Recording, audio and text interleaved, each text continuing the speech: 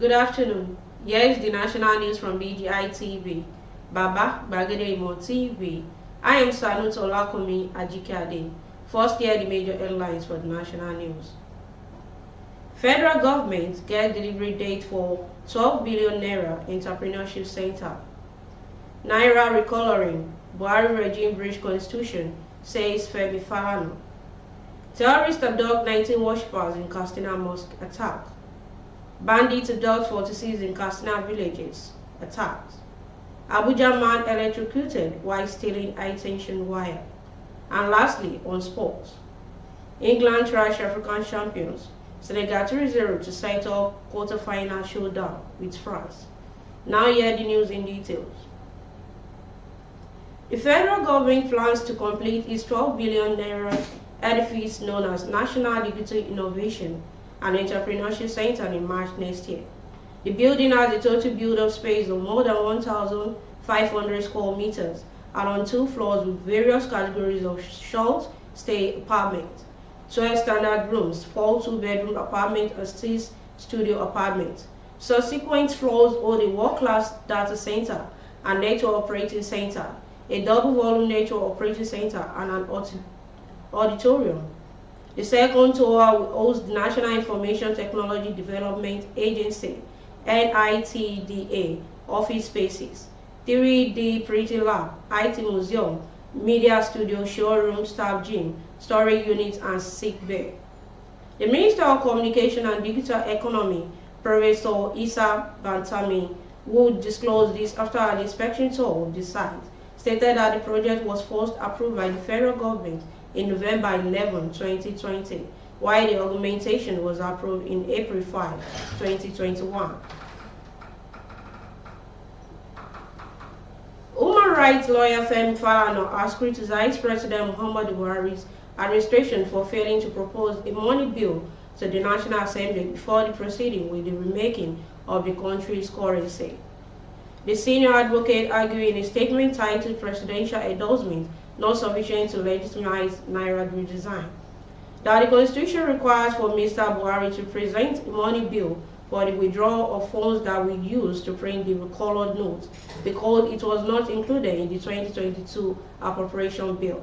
It contended that the move could be found illegal by the court since the Buhari administration failed to present a supplementary bill to the National Assembly authorizing the withdrawal of public cash from the account to be utilized for printing the new note.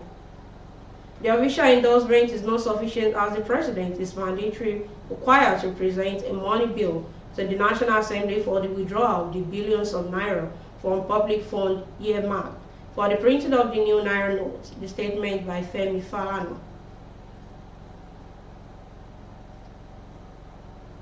No fewer than 19 worshippers have been abducted by a gang of terrorists in the Funtua local government area of Katsina State.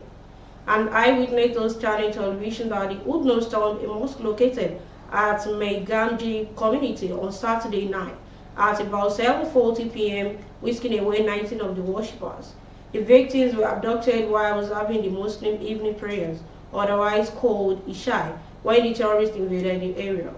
According to the eyewitness name withheld, the terrorists upon their arrival shot and wounded the leader of the prayers along with one other worshipper before taking them into the bush.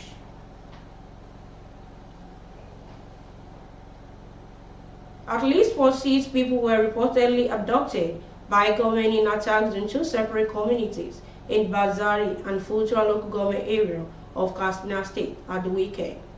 Gathered that 1 person was killed and as some 28 were abducted in Karen village of Bazari local government area on Friday.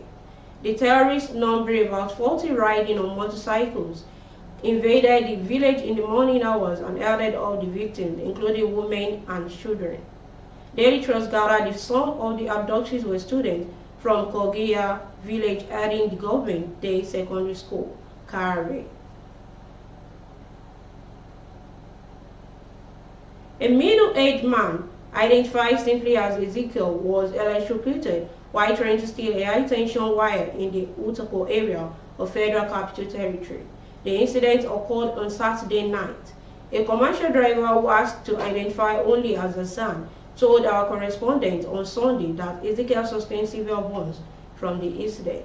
He said the early morning a man known as Ezekiel was electrocuted. He wanted to steal a wire from the high tension belonging to the Abuja Electricity Distribution Company, and in the process of doing that, he was electrocuted. And lastly, on sports. England turned on the class after a challenging start to beat Senegal 3-0 at the 2022 World Cup and advance to the quarterfinals. The result set up a tantalizing clash with France, who beat Poland 3-1 earlier in the day for Gareth Southgate's side in the two European heavyweights' first ever knockout round meeting at the World Cup. The ruthlessness of the performance was excellent. Southgate said after the match, "Every match we play is a different sort of challenge and different tactical problem to resolve. We will stand up and answering those questions." The quality of the move was outstanding and the finishing was ruthless. And that concludes the national news for this hour. But before we go, here are the major headlines once again. Federal government gets delivery date for 12 billion naira entrepreneurship center. Naira recoloring. Buhari regime breach constitution, says Femi Falana. Terrorists abduct 19 worshippers in Katsina mosque attack. Bandits abduct 4 seeds in Katsina villages attacks. Abuja man electrocuted while stealing high tension wire. And lastly, on sports. England thrashed African champions Senegal 3-0 to set up quarter-final showdown with France. To join us on all our social media handles, on Facebook as Gbagedemo with Alawi Adebayo, follow the page and share the page. And on Instagram as Gbagedemo_22, share the page and follow the page as well. And on YouTube as Baba Gbagedemo TV, kindly subscribe to our YouTube channel and turn on your post notification bell. For advert placement, call the number showing on the screen. Thanks so much for always watching our news on BGI TV. I am Sanut Olakomi Ajikade. Bye for now.